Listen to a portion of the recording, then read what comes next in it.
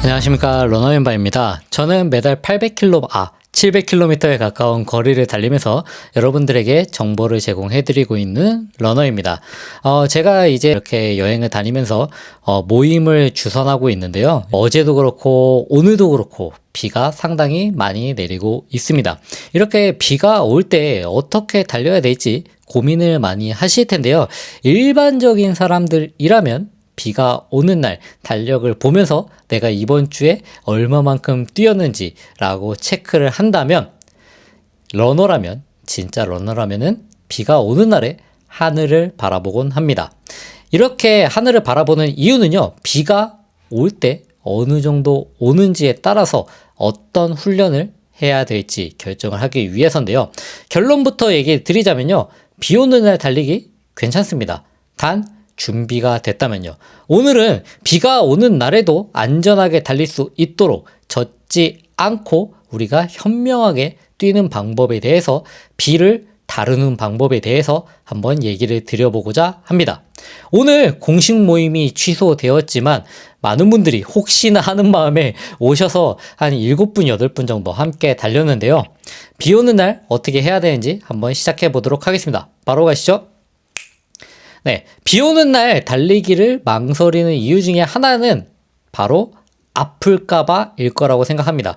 하지만 정말 중요한 거는 비가 오는 것이 위험한 게 아니라 준비가 안 된 몸이 더 위험하다고 할 수 있는데요. 실제 데이터를 보면요, 비 오는 날은 기온이 3에서 5도 정도 낮아지고요, 심박수의 평균이 5에서 8 정도 더 낮아진다고 합니다. 더 오래 달릴 수 있는 환경에 가깝다고 할 수 있는데요. 다만 노면, 시야, 체온, 이 세 가지를 꼭 체크하셔야 됩니다. 노면은 되도록이면 경사지지 않은 곳, 그리고 블록 같은 게 없는 곳, 그 다음에 인도는 최대한 자제해 주시고요. 체온 같은 경우에는요, 15도 이하에서는, 그리고 바람까지 분다면 저체온증이 위험해집니다. 그렇기 때문에 체온 관리를 신경 써주셔야 되고요.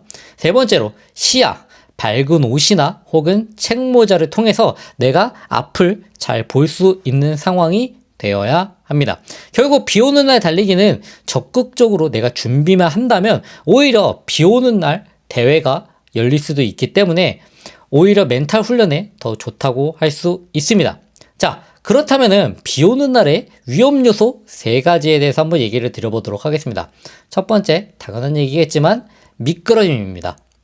비 오는 날 가장 많이 다치는 구간은요, 횡단보도나 인도, 코너, 이런 곳들이라고 할 수 있는데요. 카보나나 혹은 스택이 높은 신발 같은 경우에는 특히 더 위험합니다. 접지력이 약해지기 때문이거든요. 보메로 프리미엄을 제가 신어봤을 때 확실히 접지력이 떨어진다는 게 느껴져서 비 오는 날 저는 절대 신지 않을 것 같습니다. 그래서 이럴 때는 쿠셔나 보다도 접지력이 어느 정도 잘 되는 신발들을 저는 추천드리는데요. 페가수스라든지 아니면은 노바블라스트라든지 아니면 호카의 클리프톤, 이런 신발들을 저는 추천합니다. 두 번째로는요, 체온 저하입니다. 15도 이하에서 젖은 옷을 입고 40분 이상 달리게 되면은 몸 중심부의 온도가 1도 이상 떨어지게 됩니다. 그게 바로 피로감의 원인이 될 수 있는데요. 그래서 비 오는 날은 가벼운 재킷이 필수입니다. 완전 방수보다는 발수와 어느 정도의 통기성을 가지고 있는 제품들, 워낙 좋은 제품들이 많이 나오고 있기 때문에 저는 스포츠, 그런 러닝용으로 나온 제품들은 다 추천을 하고요. 대부분 다, 그리고 바람막이가 투웨이로 이렇게 지퍼를 올려서 환기가 가능하기 때문에 그런 방식으로 진행해 주시면 좋습니다. 그리고 세 번째 위험 요소는요, 바로 시야입니다.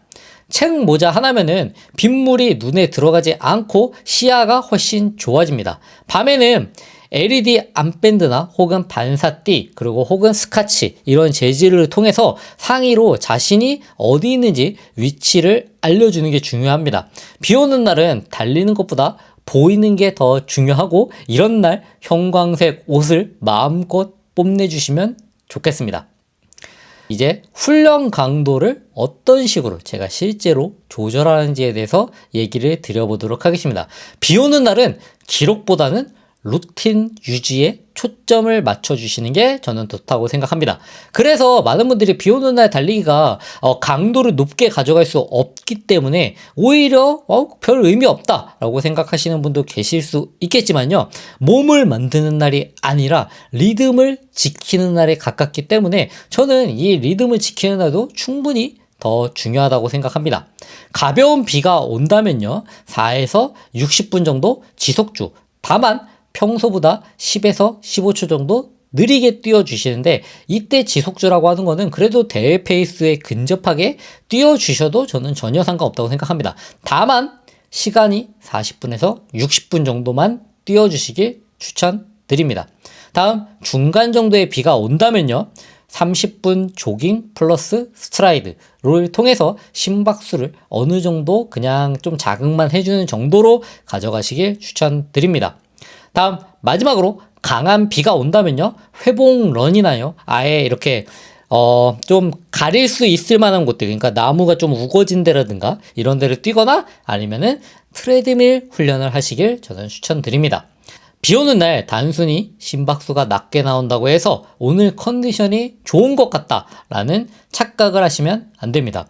근육은 젖은 상태에서 수축이 더 강해지는데요. 그래서 느리게 뛰더라도 피로가 더 많이 쌓이는 경우가 많습니다. 그래서 저 같은 경우에도 비 오는 날 뛰고 오면은 그렇게 졸린 경우가 너무나도 많더라고요. 그래서 느리게 뛰어도 피로가 깊게 남기 때문에 오늘은 절반만 한다는 마인드로 비 오는 날은 훈련 강도가 아니라 감각만 살리는 날로 정해주시길 추천드립니다. 그래서 이제 제가 실질적으로 훈련은 어떻게 해야 된다라고 얘기를 드렸는데요. 그 기준에 대해서도 얘기를 드렸고요. 강한 비, 그리고 중간 정도의 비, 약한 비. 이번에 네 번째로는요. 장비는 어떤 식으로 가져가야 되는지에 대해서 빠르게 얘기 드려보도록 하겠습니다. 비 오는 날은 장비가 절반 이상을 차지한다고 생각하는데요. 첫 번째, 신발은 카보나가 아니라 접지력이 좀 좋은 신발을 신어준다. 두 번째, 양말은 면이 아니라 합성 섬유나 울 처리가 된 것이 더 중요합니다. 물집을 막아줄 수 있기 때문에요. 세 번째, 상의는요. 방수가 되는 것이 아니라 발수와 어느 정도의 통기성을 가지고 있는 제품이 좋습니다. 모자는요. 챙이 있는 기능성 모자를 써주시면 좋을 것 같습니다. 그리고 워치는 최대한 터치, 그러니까 스마트워치는요. 터치는 꺼두고 그 다음에 그냥 이렇게 버튼식으로 누를 수 있는 것만 켜주면 좋겠습니다. 왜냐하면요.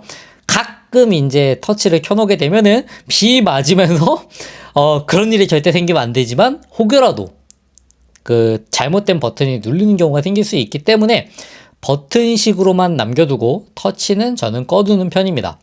그리고 마지막으로 폰 같은 경우에, 핸드폰 같은 경우에 저는 오히려 비 오는 날 핸드폰을 조금 더 들고 나가려고 하는 경우가 많은데요. 왜냐하면은 급격하게 체온이 떨어질 수도 있고 여러 가지 조금 예상치 못한 상황들이 벌어질 수 있기 때문에 폰이나 혹은 카드 같은 것을 챙겨가려고 합니다. 이럴 때는 지퍼백을 통해서 넣어주면은 혹여라도 침수되는 폰을 막아줄 수 있습니다.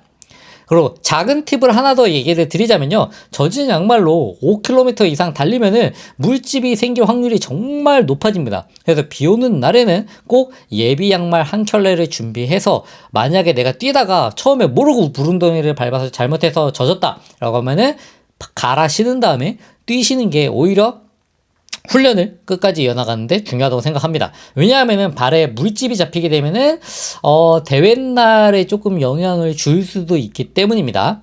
다음, 훈련 후에 이제 이렇게 비 오는 날 멘탈을 잘 다듬어서 내가 뛰었는데 그 뒤에 어떤 식으로 회복을 해야 되는지에 대해서 얘기를 드려보도록 하겠습니다. 비 오는 날 달리기의 진짜 리스크는 훈련 후에 찾아오는 감기와 같은 증상이라고 생각합니다. 젖은 상태로 커피를 마시거나 혹은 여러 가지 일들을 하게 되면은 근육 경직이 생각보다 빠르게 찾아오게 되는데요.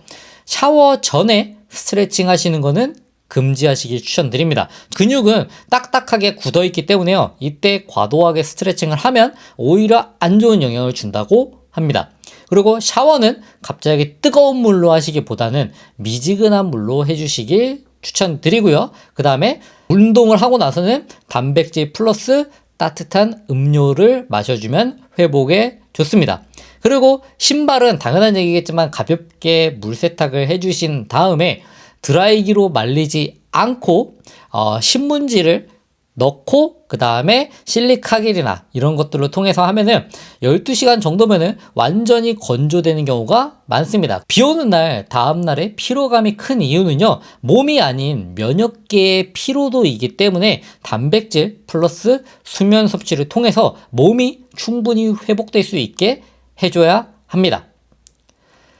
자, 마무리하기 전에 이럼에도 불구하고 비 오는 날 달리는 이유에 대해서 얘기를 드려보도록 하겠습니다. 제가 이렇게 비 오는 날 달리는 이유는요, 비 오는 날 달리기를 한다는 거는 아무리 세상이 비가 쏟아져도 내 루틴은 멈추지 않는다는 걸 뜻합니다. 러너라면은 누구나 한 번쯤 그런 날이 있습니다. 아, 오늘 진짜 쉬고 싶다. 하지만 그때 나가서 5km라도 뛰면은 자신감이 오히려 더 생기는 경우가 많습니다.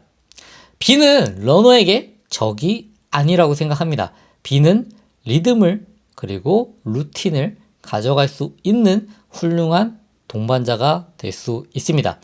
이번 연휴 기간 동안에 비가 정말 많이 와서 많은 분들이 이럴 때 달리기를 놓기가 정말 쉬운데요. 얼마 안 남았습니다. 가을 대회. 그렇기 때문에 이렇게 가볍게라도 한번 뛰어주면서 자신의 루틴을 지켜보는 걸 저는 추천드립니다. 비 오는 날 달리기는 미친 짓이 아닙니다. 훈련의 완성이라고 할 수 있습니다. 날씨에 핑계를 삼지 않는 순간 러너는 더 단단해지고 한 걸음 더 성장할 수 있다고 생각합니다.